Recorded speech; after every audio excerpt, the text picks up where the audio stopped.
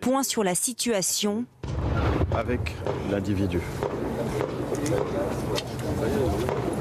Des détonations retentissent. Il est minuit, l'assaut vient d'être donné. Le raid a négocié pendant 2h30 avant d'abattre le forcené. 20h30, l'homme agresse un commandant de police et le poignarde à 9 reprises devant chez lui à Magnanville. L'enquête commence, nous n'avons aucun élément sur les sérieux, sur les motivations de ce geste. Et pour l'instant, nous travaillons donc sur les qualifications de droit commun, d'assassinat, tentative d'assassinat, séquestration, etc. Après le meurtre, l'assaillant s'est immédiatement retranché dans la maison de la victime. Il tue la femme du commandant. En revanche, le fils du couple âgé de 3 ans, sous le choc, est retrouvé vivant par les policiers après l'assaut. Il a été pris en charge par les équipes médicales. Une enquête est ouverte pour connaître les motivations du tueur. Le parquet antiterroriste a été saisi. Jean-Michel Decugis, on revient avec vous sur le profil, le parcours de cet assaillant qui a donc été identifié. Donc il a 25 ans, il est originaire de Mantes-la-Jolie, où il tenait un fast-food il y a encore peu de temps. C'est quelqu'un qui est connu des services de police pour des faits de petite délinquance, des vols avec violence, du recel, et puis qui a basculé dans la radicalisation. En 2013, il est condamné par le TGI de Paris à 3 ans de prison pour association de malfaiteurs en vue d'une entreprise terroriste dans le cadre d'une filière de djihadistes, mais vers le Pakistan. Il se revendique d'Al-Qaïda, en tout cas cette filière. 2 de ses complices iront au Pakistan où ils seront arrêtés. Lui ressortira après avoir été condamné puisqu'il avait fait de la prison en préventive. Et là, on le retrouve au centre d'une enquête dans une filière syrienne cette fois, puisqu'il est proche de quelqu'un qui est parti en Syrie. Donc il y avait une enquête préliminaire qui avait été ouverte pour association de malfaiteurs en vue d'une entreprise terroriste, encore une fois. Et depuis 2016, il y avait une commission rogatoire qui avait été lancée et il faisait l'objet d'une enquête judiciaire de la sous-direction de l'antiterrorisme. Un individu qui était sorti de prison il y a quelques mois seulement. Merci Jean-Michel. On repart pour Magnanville dans les Yvelines où l'on retrouve Julien Cholin. Julien, le quartier reste bouclé ce matin. Et vous le voyez derrière moi avec ce périmètre qui a été renforcé il y a environ 1 heure. Et 50 mètres plus loin se trouve le domicile de ce commandant de police assassiné cette nuit dans cette allée sans issue de ce quartier pavillonnaire de Magnanville. Alors toute la nuit, les policiers ont continué à travailler. 2 tentes ont été installées face au domicile et cette nuit on pouvait apercevoir à l'intérieur les silhouettes des agents de la police judiciaire et de la police scientifique qui réalisaient leur prélèvement en vue de l'enquête qui s'annonce. Ce matin, ces tentes, ces installations ont été enlevées. C'est ce qui laisse donc penser que le travail de la police judiciaire est en partie terminé ici dans cette allée de Magnanville. Le périmètre de sécurité, lui, reste en place.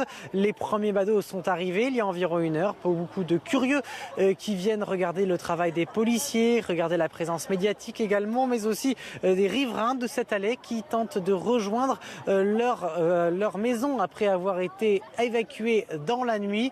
Nous en avons rencontré certains, je vous propose de les écouter. C'est barricadé, on a tout fermé. Et, nous, en fait, à la base, on pensait que c'était une altercation de voisinage, enfin une rixe. Puis c'est un des voisins qui est passé qui a dit le mec qui a fait ça s'est revendiqué de l'État islamique. Donc nous, on a entendu ça dès le début, mais on ne pensait pas que c'était vrai, quoi. J'ai su dans le quartier que c'était un couple de policiers. Oui, et il n'y avait aucun souci, justement, ça nous rassurait. Et la preuve que non. Voilà pour ces témoignages du côté de Magnanville. Autre image en direct qui nous parvient à l'instant, celle du commissariat des Mureaux où Bernard Cazeneuve, le ministre de l'Intérieur, est attendu dans les toutes prochaines minutes. Valérie Pécresse, qui était d'ailleurs il y a quelques minutes avec nous ici sur le plateau d'ITélé, est sur place, vous le voyez. Audrey Pulvar, on vous retrouve sur place pour ITélé. Je le disais, le ministre de l'Intérieur attendu dans les toutes prochaines minutes. Et vous avez, Audrey, des informations sur une série de perquisitions qui ont eu lieu ces dernières heures. Absolument. Bernard Cazeneuve devrait être là dans moins de 5 minutes, d'après ce que nous dit son entourage. Alors, il y a eu des perquisitions cette nuit, d'après nos informations. On l'a dit déjà ce matin sur les télés, il y a eu des perquisitions cette nuit. Ce matin, le domicile des parents du suspect, enfin de l'assassin, qui reste présumé évidemment, le domicile de ses parents a été perquisitionné. La famille du suspect est interrogée en ce moment même, d'après nos informations. Et puis je vous le disais, François Molins, le procureur de la République, devrait communiquer en fin de matinée ou début d'après-midi. Il semblerait qu'il ait de nombreuses informations à délivrer à la presse et à la population. Merci beaucoup Audrey, et on revient vers vous bien sûr dès que Bernard Cazeneuve arrive sur place. Ce double meurtre provoque évidemment de très nombreuses réactions politiques depuis le début de la matinée. On vient de le voir dans votre zap politique d'ailleurs, Christophe Barbier. Nicolas Sarkozy, dans un communiqué, estime que notre niveau de vigilance doit être adapté sans délai. C'est pas une déclaration anodine de l'ancien président de la République. Non, qui a une double visée. À court terme, c'est une visée contre le gouvernement qui n'a pas appliqué vraiment l'état d'urgence. On est en état d'urgence et en même temps, il y a Nuit debout, il y a l'euro, il y a les manifestations contre la loi travail. C'est quasiment la vie normale. Le gouvernement aurait dû faire un état d'urgence plus restrictif de manière à libérer les forces policières pour être dans la protection et la lutte antiterroriste. Ensuite, il y a une visée à moyen terme, voire à long terme pour Nicolas Sarkozy. Monter le niveau de vigilance, durcir le ton, se mettre, comme disait Éric Ciotti, en état de guerre, ça veut dire adopter une méthode beaucoup plus coercitive, beaucoup plus de droite dure. Et là, c'est un match dans la primaire entre Alain Juppé, qui est sur une recherche de consensus, tout en étant dans la fermeté aussi par rapport, bien sûr, à la lutte antiterroriste, et Nicolas Sarkozy, qui incarne plus une fermeté immédiate et brutale, avec derrière une réflexion sur la société qui n'est pas la même. La recherche d'une identité heureuse, d'un vivre ensemble par Alain Juppé, et pour Nicolas Sarkozy, une forme de réalisme assumé, dit-il, de lucidité et de cynisme, diront ses adversaires, c'est-à-dire une société brisée, une société clivée qu'il faut assumer, et il faut évidemment protéger les citoyens contre ceux qui sont dangereux. On va écouter ensemble Éric Ciotti, qui était notre invité sur iTélé tout à l'heure. Lui, il propose une solution, c'est pas nouveau, il l'a déjà dit à de nombreuses reprises, des centres de rétention pour tous ceux et toutes celles qui présentent un risque. Écoutez bien ce que dit Éric Ciotti. Ces personnes doivent être placés en centre de rétention. Ils ne peuvent pas aujourd'hui continuer à être dans une situation de totale liberté, alors que nous savons que les services de renseignement savent, que les services judiciaires, manifestement dans ces circonstances, connaissent leur dangerosité. Voilà, donc Éric Ciotti. Christophe Barbier, est-ce qu'il y a un problème idéologique à gauche pour installer ce genre de choses, ou c'est tout simplement pas réaliste? Propose Éric Ciotti. Il y a 3 problèmes. Oui, il y a un problème idéologique à gauche, même si la gauche a fait de grands progrès en termes de sécurité, il y a un problème idéologique à restreindre les libertés. La liberté de manifestation, on le voit, l'état d'urgence n'empêche pas les manifs, et la liberté publique, la liberté de circuler, la présomption d'innocence. Vous me dites que je suis dangereux, j'ai rien fait de mal, pourquoi vous m'arrêtez? Ensuite, il y a 2 réserves quand même. Une réserve technique, pratique. Des centres de rétention demain matin, c'est impossible. On sait qu'il faut les équiper, il faut bien loger les gens, les surveiller, il faut des personnels. On n'a pas les moyens aujourd'hui de dire dans 15 jours, dans 1 mois, dans 3 mois, il y aura tant de places de centres de rétention libres et les prisons débordent. Et puis enfin, il y a une réserve à plus long terme, ni idéologique ni pragmatique, mais tout simplement juridique. Si on ne reproche rien à ces gens, si ce n'est d'être potentiellement dangereux, on les garde combien de temps? 5 ans, 10 ans, 20 ans? C'est le syndrome Guantanamo. Quand il n'y a pas de base juridique au départ, il est très difficile d'avoir une issue juridique. Et si l'on attend que le monde entier soit en paix et que le problème de l'islamisme soit réglé dans le monde pour libérer ces gens-là, on va se retrouver avec un Guantanamo à la française, ce n'est pas possible. Merci beaucoup Christophe Barbier. On voit toujours en direct ces images qui nous parviennent des Mureaux, ce fameux commissariat qui va recevoir la visite dans quelques instants de Bernard Cazeneuve, le ministre de l'Intérieur. Audrey Collin, je rappelle que vous êtes membre du syndicat Synergie Officiers, conseillère technique de ce syndicat. C'est important, évidemment, j'imagine que le ministre de l'Intérieur, tout de suite et au plus vite, se rende sur place. Vous attendez un message de soutien Bien sûr, bien sûr. Tous les policiers attendent aujourd'hui que le ministre vienne les soutenir. Le ministre de l'Intérieur, jusqu'à présent, dans de nombreuses épreuves, a su nous soutenir. Donc encore plus aujourd'hui, vu ce qui s'est passé, bien sûr. Cette attente du ministre de l'Intérieur, elle est aussi doublée d'un fond de reproche de ne pas avoir peut-être suffisamment préparé les policiers à cette menace qui les vise directement? Je ne crois pas qu'on soit dans le reproche aujourd'hui. Suite aux attentats, le ministre a établi toute une sorte de plan pour équiper les policiers, pour pouvoir nous défendre en uniforme. Tout ça, pour le moment, ça reste encore à mettre en place. Il y a des endroits où des services n'ont pas été dotés, mais ça arrive. En revanche, ce qu'il a fallu faire à un moment donné, c'est équiper les policiers, leur permettre d'avoir leur arme hors service. Ça a été fait, sauf que à ce jour, ça devrait être circonscrit à l'état d'urgence. Je pense qu'aujourd'hui, il faut aller au-delà de ça et permettre aux policiers d'être armés, hors service, pouvoir se défendre. Encore plus que d'habitude, aujourd'hui, nous sommes des cibles, plus des cibles potentielles, des cibles. Disons les choses clairement et concrètement. Est-ce que comment se défendre face à un acte comme celui qui a été commis hier soir? On a le sentiment quand même d'une impuissance. L'impuissance, oui, effectivement, il y a eu l'effet de surprise, très certainement. Maintenant, peut-être que si nous avons les outils, quand nous rentrons chez nous, pour pouvoir nous défendre, et de plus, avec cette actualité, ce qui est sûr, c'est qu'aujourd'hui, les policiers vont rentrer chez eux en étant beaucoup plus vigilants qu'auparavant.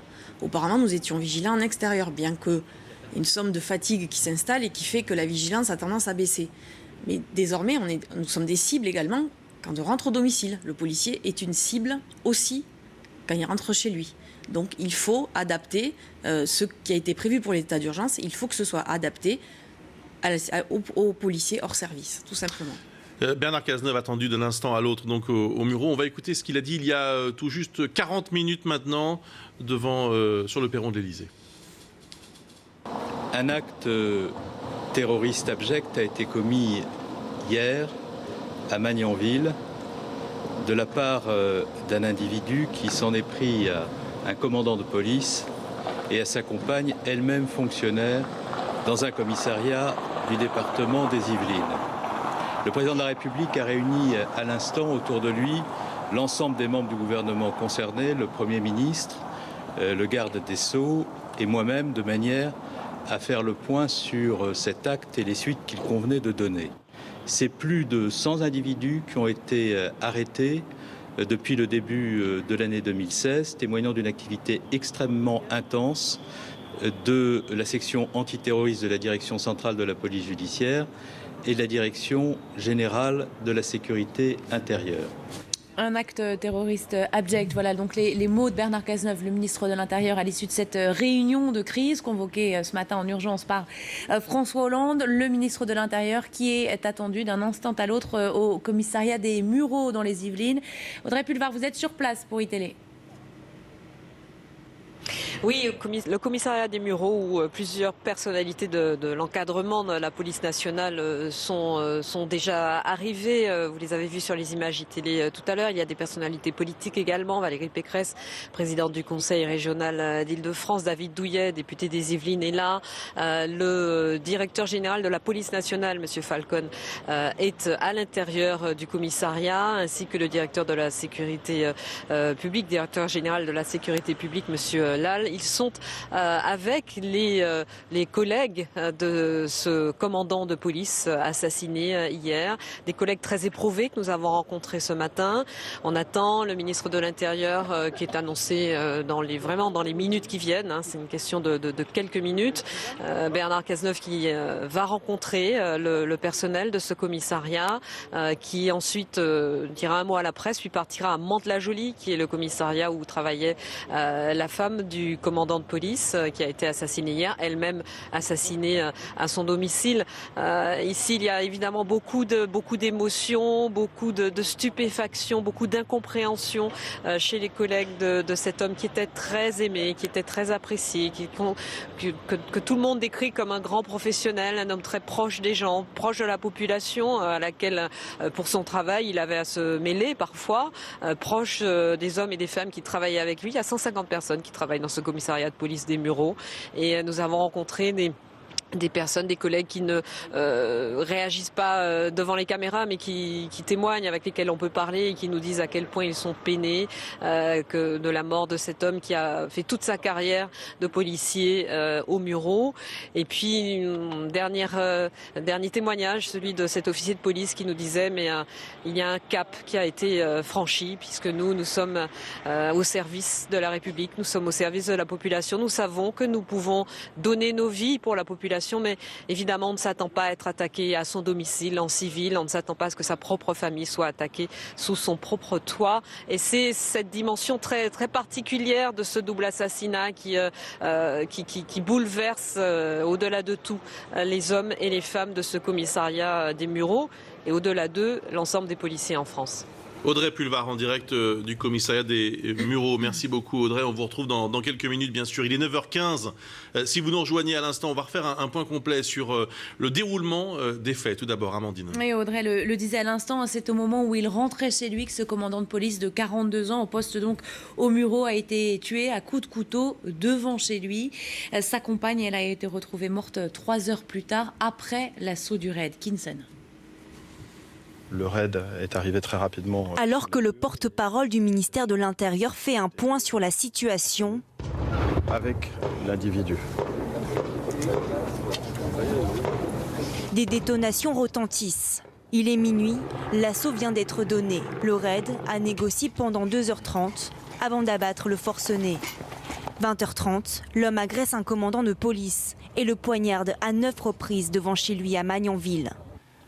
L'enquête commence, nous n'avons aucun élément sur les sérieux, sur les motivations de ce geste. Et pour l'instant, nous travaillons donc sur les qualifications de droit commun, d'assassinat, tentative d'assassinat, séquestration, etc. Après le meurtre, l'assaillant s'est immédiatement retranché dans la maison de la victime. Il tue la femme du commandant. En revanche, le fils du couple âgé de 3 ans, sous le choc, est retrouvé vivant par les policiers après l'assaut. Il a été pris en charge par les équipes médicales. Une enquête est ouverte pour connaître les motivations du tueur. Le parquet antiterroriste a été saisi. Voilà donc pour les faits. Revenons à présent sur les derniers éléments dont on dispose, Jean-Michel Decugis, concernant cet assaillant. 25 ans, né en mars 1991. Il a grandi à Mantes-la-Jolie.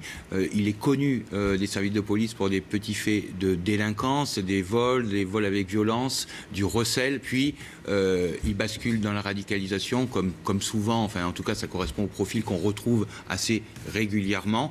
Il est condamné en 2013 à 3 ans de prison, dont 6 mois avec sursis et 2 ans de mise à l'épreuve pour association de malfaiteurs en vue d'une entreprise terroriste. Il est impliqué à ce moment-là dans une filière djihadiste vers le Pakistan. 2 de ses complices sont partis au Pakistan. À cette époque, c'est une filière Al-Qaïda. Aujourd'hui, on le retrouve 3 ans plus tard. Il se revendique de l'État islamique. Entre-temps, il a fait l'objet à sa sortie de prison assez vite d'une autre enquête judiciaire menée par la sous-direction de l'antiterrorisme parce qu'il était dans la mouvance de quelqu'un qui est parti en Syrie. Et Audrey Pulvar nous le disait, perquisition chez ses parents. Il se trouve, un petit détail, mais qui a aussi son importance, c'est que cette perquisition a eu lieu du domicile des parents et dans le même correspond dans le même immeuble une autre personne qui est connue, très connue des services de police, un certain Fouad Charouali, qui lui a été quelqu'un, pardon. Ça c'est son pédigré, j'allais dire judiciaire, mais vous nous disiez aussi qu'il tenait un petit restaurant, un petit fast-food. Oui, c'est quelqu'un qui a à Mantes-la-Jolie. Oui, alors il est d'ailleurs on le voit sa photo est sur Facebook. C'est quelqu'un qui a un personnage plutôt public, intégré. un personnage public qui tient un fast-food, un fast-food au nom de Dr Food. Il y avait encore quelques mois, il avait ce fast-food, donc quelqu'un effectivement, mais comme souvent, le ministre de l'Intérieur est en train d'arriver au Mureaux. Audrey Pulvar, vous êtes sur place. Absolument, le ministre de l'Intérieur qui arrive, vous voyez, qui salue donc un certain nombre de personnalités politiques et de personnalités de la police. Gérard Larcher est avec lui, Valérie Pécresse était déjà là à son arrivée, David Douillet, député des Yvelines, est là également. Les principaux cadres de la police nationale sont présents, sont venus saluer le ministre, le directeur général de la police nationale, le directeur général de la sécurité publique, le ministre de l'Intérieur ne s'exprime pas pour l'instant. Il veut d'abord rencontrer le personnel de ce commissariat de police des Mureaux. Une pensée pour ce couple de policiers français. Lui était commandant de police, elle était fonctionnaire au ministère de l'Intérieur et ils ont été lâchement assassinés par un terroriste hier. C'est un acte incontestablement terroriste, à la fois parce que son auteur, qui a été neutralisé grâce à l'assaut des forces de sécurité, et son auteur avait lui-même voulu que son acte puisse être reconnu comme terroriste. Et l'organisation dont il se réclamait a, elle aussi, revendiqué l'acte.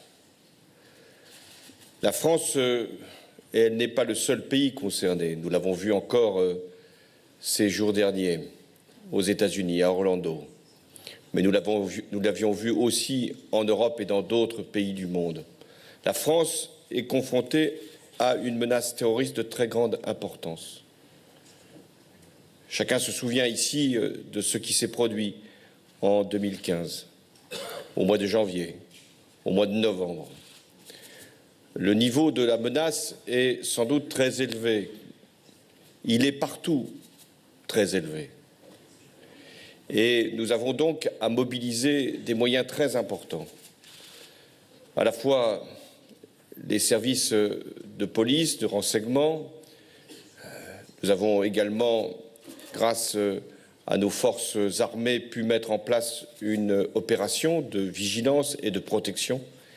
Et puis, il y a aussi ce que font les magistrats, qu'ils font en toute indépendance, mais qu'ils font avec une grande rigueur pour mener les enquêtes et pour traduire ceux qui ont pu commettre des actes d'association de malfaiteurs, complices de terroristes ou de terrorisme, pour ensuite que ces auteurs puissent être traduits devant les tribunaux et condamnés.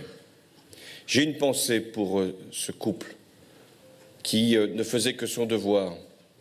L'homme rentrait chez lui après avoir mené ses enquêtes, fait son travail avec beaucoup de rigueur et d'exigence. Elle l'attendait. Elle l'attendait parce qu'elle savait aussi ce qu'est la nécessité de protéger un pays, puisqu'elle est elle-même, elle était fonctionnaire du ministère de l'Intérieur. Que les forces de sécurité en France sachent bien qu'elles ont tout le soutien, toute la solidarité des pouvoirs publics. Mais nous devons agir ensemble.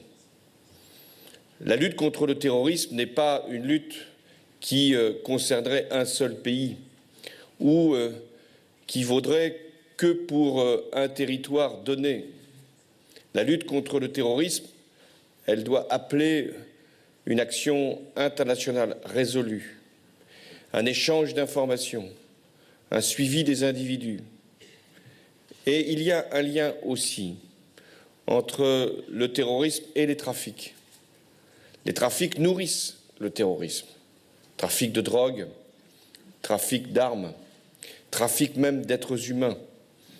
Ce sont souvent par les mêmes filières que nous pouvons trouver des financements qui vont jusqu'au terrorisme. C'est la raison pour laquelle j'attache autant de prix à la lutte contre la corruption. Vous êtes aujourd'hui réunis à l'OCDE pour réfléchir ensemble justement à une meilleure coopération entre les autorités chargées de cette lutte. Voilà, on vient d'entendre le début de l'intervention.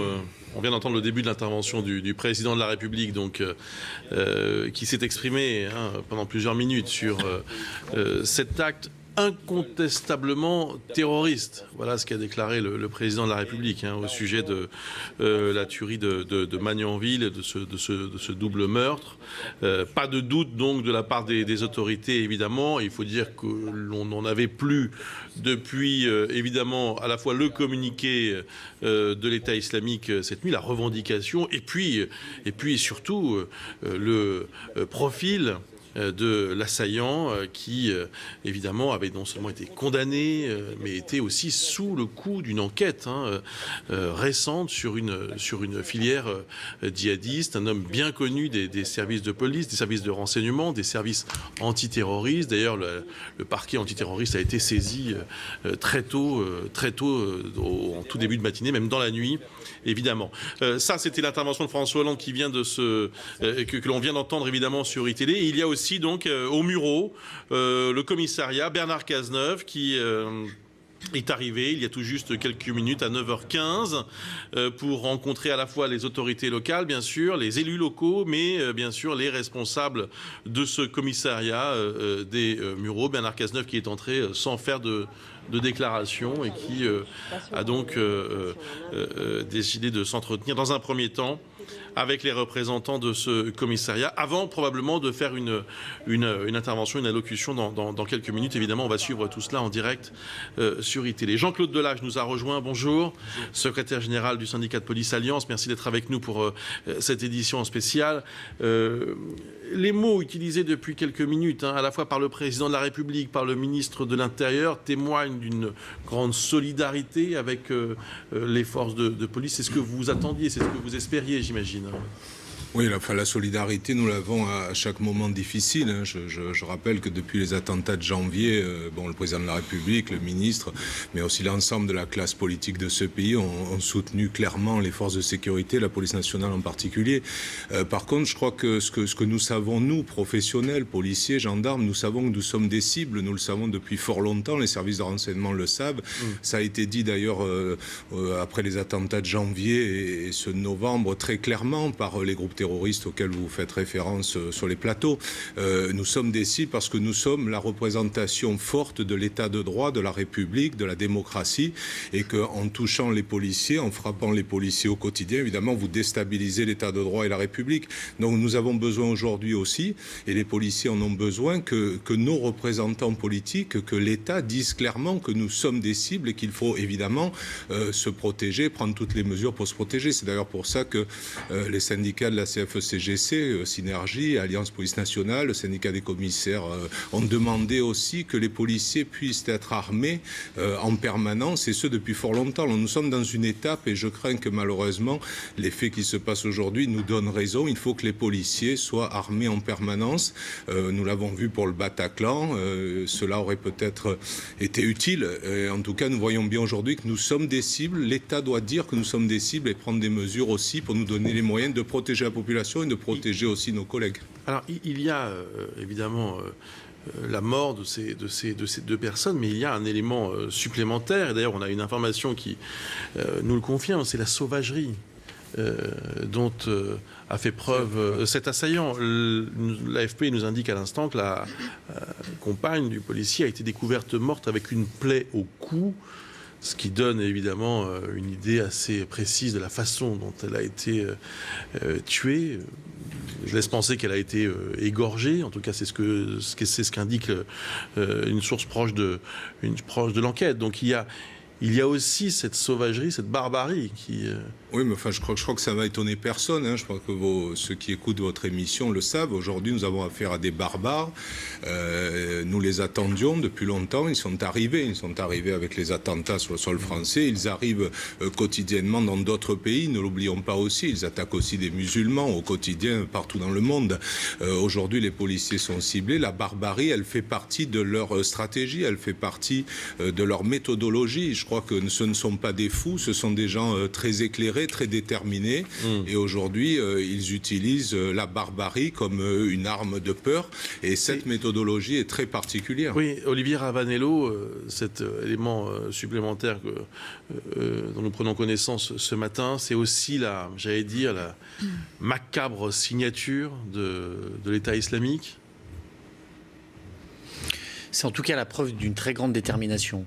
Je serais prudent sur les signatures opératoires. Le Bataclan était la signature de rien. Les attentats qu'il y a eu en Tunisie signés de l'État islamique étaient la signature de rien. L'hypercacher est la signature de rien. Oui, c'est vrai qu'il y a dans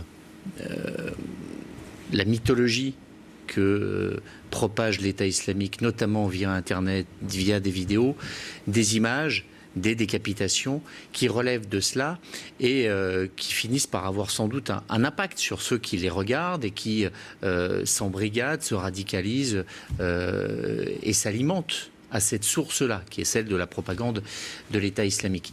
Mais ce que je note surtout, c'est cette bascule dans le passage à l'acte et la détermination que cela implique, qui renvoie peut-être aussi au profil dont parlait Jean-Michel. On est, lorsqu'il s'agit d'un acte d'un homme isolé, toujours avec cette idée du loup solitaire, de quelqu'un qui était quelqu'un de normal et qui d'un coup bascule. On s'aperçoit à chaque fois, et les enquêtes le montrent, que non, ça n'est pas quelqu'un qui était dans sa chambre, qui a regardé pendant des heures des vidéos et qui d'un coup s'est dit « moi je vais faire la même chose ». Il y a toujours des réseaux derrière. Les loups solitaires, pour l'instant, on n'en a pas vu depuis qu'on en parle. Il y a toujours un contact avec un réseau, une expérience, un lien. C'était la cellule des Buttes-Chaumont, c'était cette filière d'enrôlement pour aller au Pakistan dont parlait Jean-Michel pour ce qui est de l'homme aujourd'hui. Donc il faut quand même avoir en tête qui est l'ennemi. Et de fantasmer sur l'ennemi n'apporte rien. Donc restons précis. On a affaire à une organisation terroriste qui sollicite des gens, mais qui quand même font partie et sont identifiés comme des gens qui étaient déjà mobilisés dans ce combat djihadiste. Et dernier élément, la revendication qu'il y a eu cette nuit parle de soldats du califat, de combattants du califat. C'est la même expression qu'employée pour l'attentat d'Orlando d'hier. Ces combattants du califat sont au sein de l'organisation de l'État islamique identifiés. C'est pas une expression en l'air. Les combattants du califat, c'est une forme de légion étrangère. Ça désigne ceux qui ne sont pas sur le territoire syrien, mais qui sont capables de passer à l'acte. Donc tout ça aussi renvoie à une organisation assez précise. Il est 9h32 sur iTélé.